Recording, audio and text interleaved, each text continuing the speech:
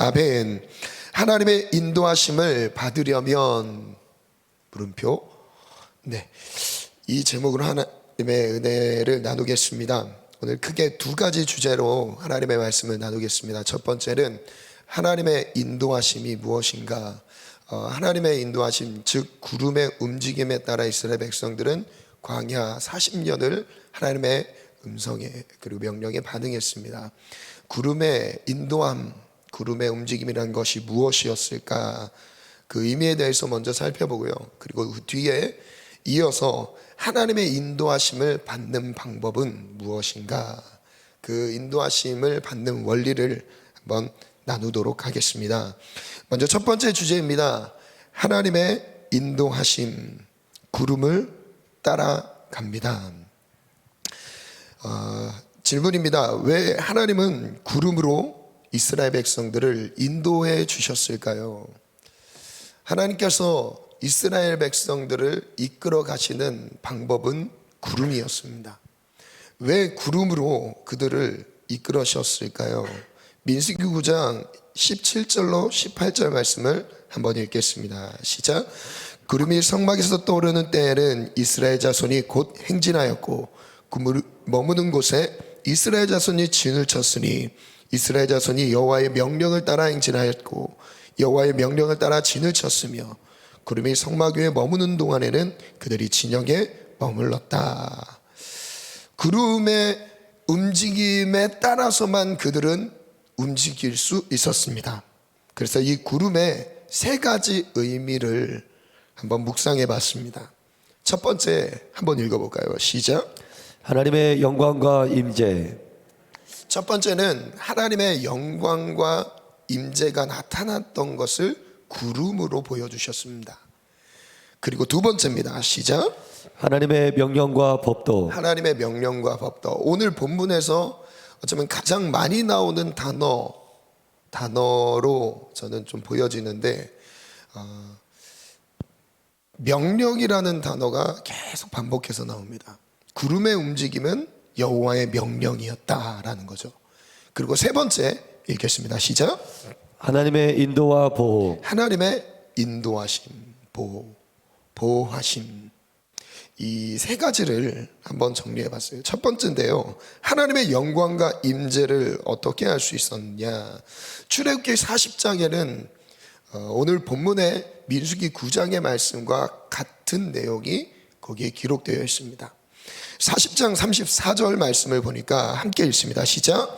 구름이 회막에 덮이고 여호와의 영광이 성막에 충만하며. 자, 잠시만요. 구름이 회막입니다. 여기서는 단어를 회막이라는 단어를 썼습니다. 성막, 회막 같은 거죠. 구름이 성막에 덮였습니다. 회막에 덮였고 여호와의 영광이 그 성막에 충만하게 임하였습니다.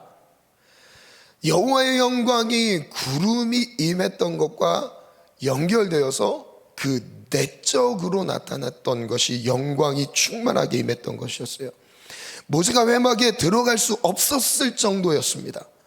이는 구름이 회막 위에 덮었고 여호와의 영광이 성막에 충만했다. 그 충만함에 하나님의 임재에 압도되어 있는 상황을 보여주고 있습니다. 두 번째입니다. 하나님의 명령과 법도죠. 오늘 본문에서 나오는 내용인데 19절에서 20절 말씀을 볼게요. 구름이 성막 위에 머무는 날이 오랠 때에 기억해 보셨으면 좋겠어요. 이스라엘 자손이 여호와의 명령을 지켜 행진하지 아니하였으며 머무는 날이 오래일 때 아무리 가고 싶어도 갈 수 없었습니다. 구름이 움직여야만 갈 수 있었습니다. 그리고 20절, 혹시 구름이 성막 위에 머무는 날이 적을 때에도 그들이 다만 여호와의 명령을 따라 진영에 머물고 여호와의 명령을 따라 행진하였으며 머무는 날이 적었다.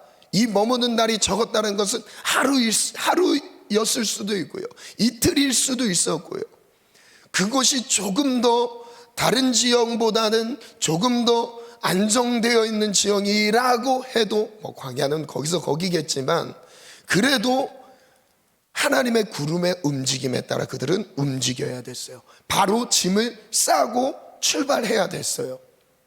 짐을 싸는데 시간이 오래 걸리고 이것을 내가 장기적으로 계획을 생각하고 풀었다 해도 그 움직임이 즉각적이면 즉각적으로 반응해야 됐습니다.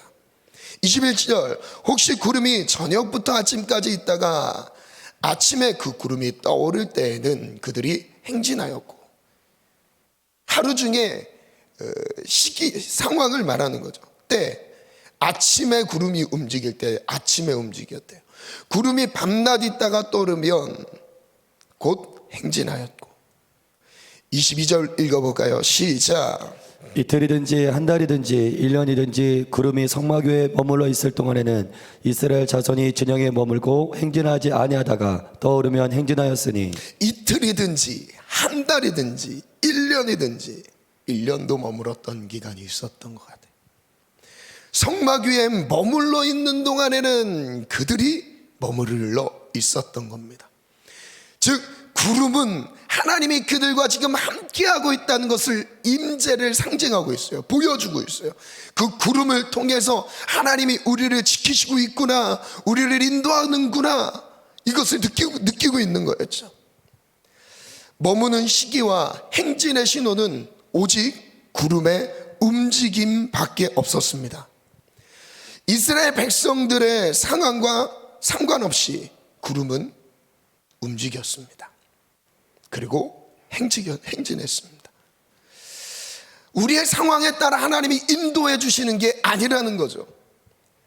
우리의 상황을 하나님이 살피시면서 인도하실 수도 있겠지만 그 인도하심의 주체는 하나님이라는 거예요. 하나님의 뜻대로 하나님의 인도하심이 우리를 향하는 거예요. 그럼 우리는 내 삶이 중심이 아니라 하나님이 인도해 주시는 대로 따라가야 되는 것이 바로 광야 이스라엘 백성들의 훈련 제목이었습니다. 언제든지 주님이 떠나라 하시면 떠나야 됐던 거였어요. 언제든지 주님이 멈춰라 하면 멈추는 거였어요. 정말 중요했던 훈련입니다. 세 번째입니다. 하나님의 인도하심과 보호하심. 출애굽기 13장에 보니까 21절, 여호와께서 그들 앞에서 가시며 낮에는 구름 기둥으로 그들의 길을 인도하시고 밤에는 불 기둥을 그들에게 비추사 낮이나 밤이나 진행하게 하시니. 22절 읽어볼까요? 시작. 낮에는 구름 기둥 밤에는 불 기둥이 백성 앞에서 떠나지 아니하니라. 그들과 계속적으로 함께했다는 거예요. 신명기 1장 33절은 이렇게 고백하고 있습니다. 읽어보겠습니다. 시작. 그는 너희보다 먼저 그 길을 가시며 장마칠 곳을 찾으시고 밤에는 불로 낮에는 구름으로 너희가 갈 길을 지시하신 자이시니라. 하나님이 그들의 길을 인도하셨다. 가야 할 길을 자기보다, 자기 이스라엘 백성들 사람보다 하나님이 그 길을 가장 잘 알고 계셨다는 거예요. 사람이 보기에는 가장 좋아 보이는 길이, 가장 좋아하는 방법이 있을 수 있었겠지만 내가 느끼기에 가장 적절하게 느끼는 시기가 있을 수 있었겠지만 하나님의 때는 달랐다는 거죠. 시편 105편 39절입니다. 여호와께서 낮에는 구름을 펴사 덮개를 삼으시고 밤에는 불로 밝히셨다. 그들을 보호하셨다는 거예요. 밤이나 낮이나 그들을 보호하셨다. 한번 글을 적어봤는데요. 함께 읽어볼까요? 시작. 구름을 따라간다는 것은 하나님이 영광의 임재 가운데 거하는 것이다. 구름을 따라간다는 것은 하나님의 명령을 따라 순종하며 살아간다는 것이다. 구름을 따라간다는 것은 하나님의 인도하심을 따르며 하나님의 보호 안에 거한다는 것이다. 아멘. 오늘 정말 중요한 주제는 이제 두 번째입니다. 세 가지를 기억하셨으면 좋겠어요. 구름의 인도함을 따라갔던 건 세 가지. 영광의 임재, 두 번째는 명령과 법도에 순종하는 것, 그리고 세 번째는 하나님의 인도와 보호하심이었다. 그래서 하나님의 명령과 법도를 따라 순종하는 그 삶이 하나님의 인도를 받는 거예요. 보호를 받는 것이다. 두 번째 주제입니다. 하나님의 동행하심. 첫 번째는 인도하심이었어요. 동행하심, 성막을 세웁니다.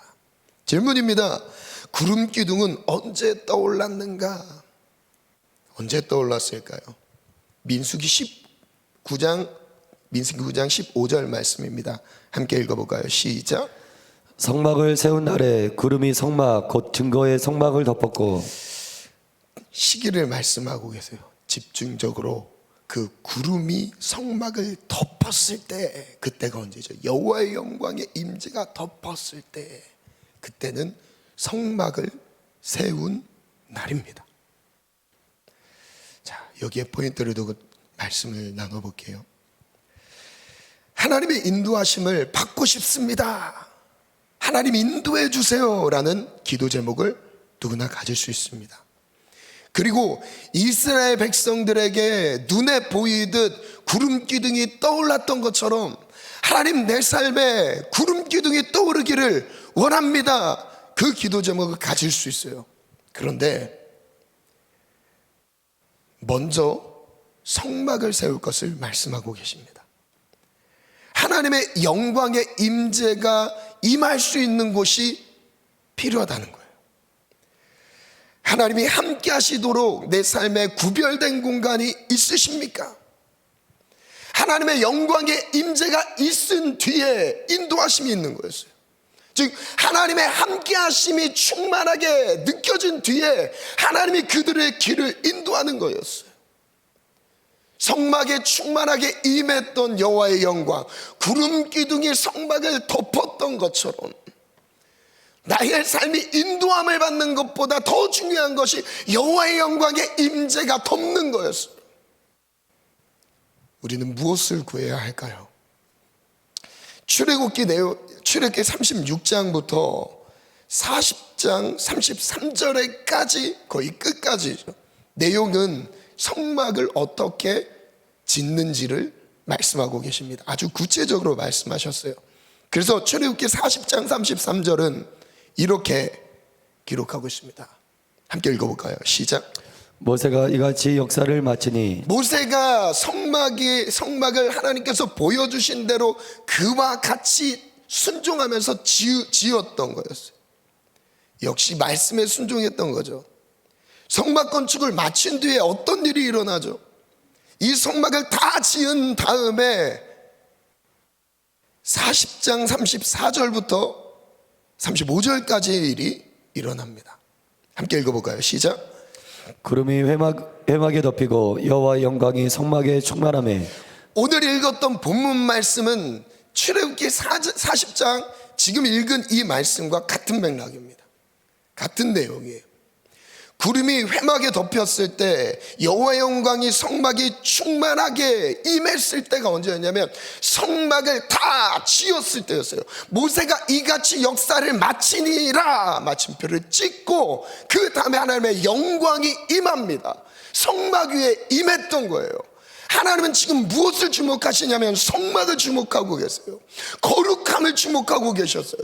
구별된 것을 주목하고 계셨어요. 왜냐하면 거기서 하나님의 음성이 있었거든요. 거기서 하나님과의 만남의 회복이 있었거든요. 35절 모세가 회막에 들어갈 수 없었으니 이는 구름이 회막 위에 덮이고 여호와의 영광이 성막에 충만했다.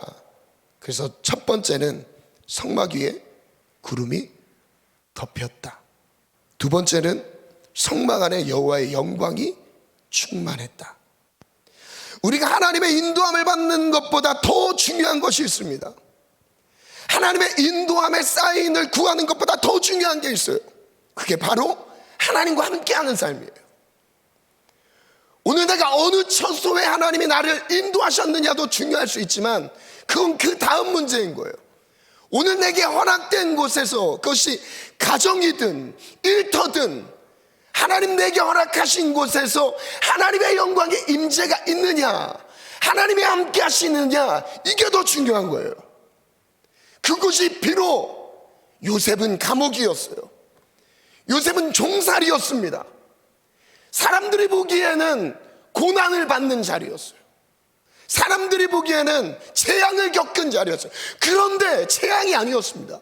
왜냐하면 하나님이 함께하는 자리였기 때문에. 하나님의 영광이 요셉의 삶을 덮고 있었어요. 그리고 인도하십니다.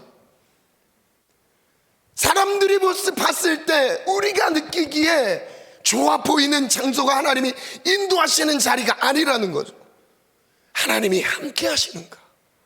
거기서 하나님을 느끼고 있는가? 거기서 하나님의 영광의 임재 가운데 들어갔는가? 이게 더 중요한 거예요. 내가 무슨 일을 맡는가도 중요하지 않을 수 있어요. 그 일을 하나님과 함께 감당하고 있는가? 이게 더 중요한 거죠. 그 일이 허드렛 일일 수 있어요. 주방에서 설거지하는 일일 수도 있어요. 아이들을 목욕시키는 일일 수도 있어요. 별로 중요해 보이지 않는 일일 수 있습니다. 그러나 하나님이 그곳에 함께 하신다면 그것은 거룩한 일이에요. 그것이 성막인 거예요. 우리는 이런 욕심이 있습니다. 하나님 그들을 구름 기둥을 보여주시면서 인도하셨는데 저에겐 구름 기둥이 어디 있습니까? 하나님의 인도하심이 어디 있습니까? 보여주시면 순종할게요. 주님은 먼저 말씀하실 거예요. 성막을 지어라. 성막을 지어라. 내가 너와 함께 할 수 있는 곳을 만들어야 한다. 우리의 삶의 성막은 어디 있습니까? 혹시 성막을 짓지 않은 채 인도하심을 구하고 있지는 않으십니까? 내 삶에 하나님을 만날 수 있는 공간이 허락되어 있지 않는데 하나님이 어떻게 우리의 삶에 임재하시겠어요? 성막에는 엄청난 수고가 들어갔어요. 헌신이 들어갔어요. 자신의 재산을 드렸습니다. 힘을 드렸어요. 자신이 할 수 있는 재능을, 달란트를 하나님께 드렸어요.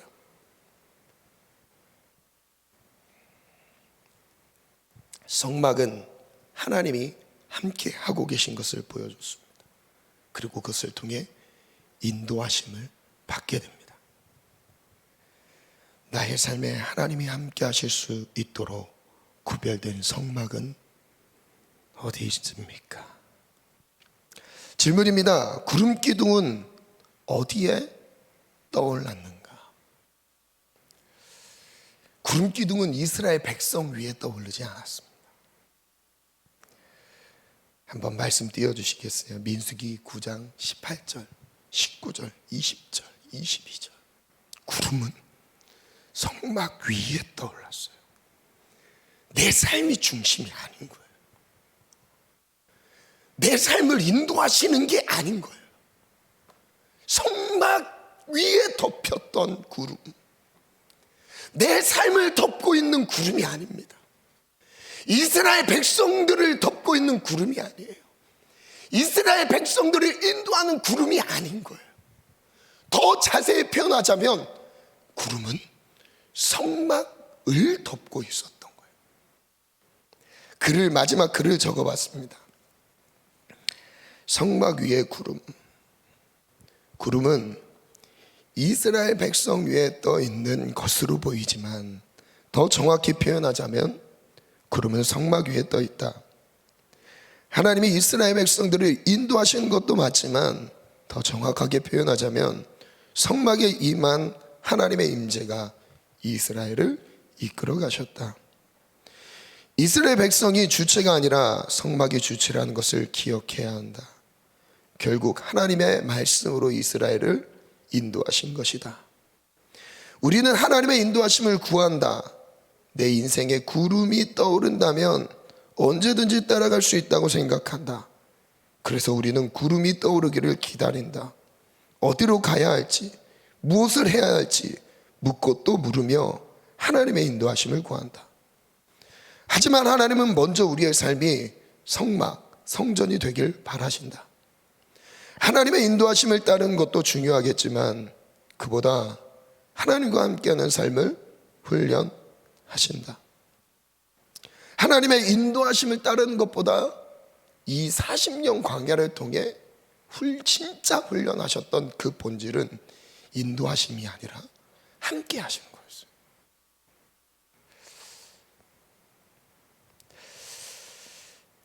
하나님의 임재가 없이 인도하심을 받을 수는 없다. 성막 위에 구름이 덮여야 한다. 그리고 성막의 움직임에 따라서 그렇게 움직여야 한다. 가나안 땅에 들어가는 것이 목적인가? 이스라엘 백성들에게는 목적이 될 수 있었어요. 그러나 하나님에게는 목적은 아닙니다. 하나님의 인도하심을 받는 것이 목적인가? 하나님이 그들의 삶을 인도하시는 것이 이스라엘 백성들에게는 목적이 될 수 있지만 하나님에게는 목적은 아닙니다. 아니다. 가나안 땅에 들어가는 것이 목적 같았지만 그 땅에 이르기까지 하나님과 함께하는 삶을 훈련하신 것이다. 하나님과 함께하는 삶이 될 때까지 기다리게 하신다. 우리는 인도하심을 요구하지만 하나님은 함께하심을 요구하신다. 우리 입장에서 인도하심을 요구하는 게 이유는 딱 간단해요. 하나예요. 성취예요. 성취. 하나님의 함께하심의 요구는 관계예요. 반주 준비해 주시고요. 성막 중심의 삶을 하나님 앞에 드리기를 원합니다. 내 삶의 성막을 짓기 원합니다. 성막을 세우기 원합니다. 하나님의 임재가 있을 수 있도록, 하나님의 음성이 들릴 수 있도록 성막을 세우기를 원합니다. 저를 따르면 믿음으로 선포하겠습니다. 하나님이 함께 하실 수 있도록 성막을 세우고 나를 인도하여 주옵소서. 성막 중심의 삶은 내가 성전이 되는 거예요. 말씀 중심의 삶을 살아가는 것입니다. 구름의 인도함을 받았던 이스라엘 백성은 지금의 성령의 인도함을 따르는 오늘 우리의 모습으로 나타날 것입니다. 성령의 인도함을 따르는 우리의 모습. 요한복음 14장에는 이렇게 말씀하십니다. 내가 아버지께 구하겠으니 그가 또 다른 보혜사를 너희에게 주사 영원토록 함께 있게 하리니. 함께 있게 하신대요. 구름 기둥이 그들과 함께 하셨던 거죠. 그는 진리의 영이라 세상은 그를 능히 받지 못하나니 그를 보지도 못하고 알지도 못함이라. 그러나 너희는 그를 아나니 그는 너희와 함께 거하시며 또 너희 속에 계시겠습니다. 하나님이 함께 하신대. 그러나 진리의 성령이 오시면 그가 너희를 모든 진리 가운데로 인도하시리니 그가 스스로 말하지 않고 오직 들은 것을 말하며 장래를 너희에게 알게 하리라. 오늘 하나님이 우리 가운데 함께 하신 은혜를 구하기를 원합니다. 그리고 또한 그 함께 하심 이상으로 우리의 삶을 인도하시기를 기도합시다. 우리 찬양 하나님께 올려드리기를 원합니다.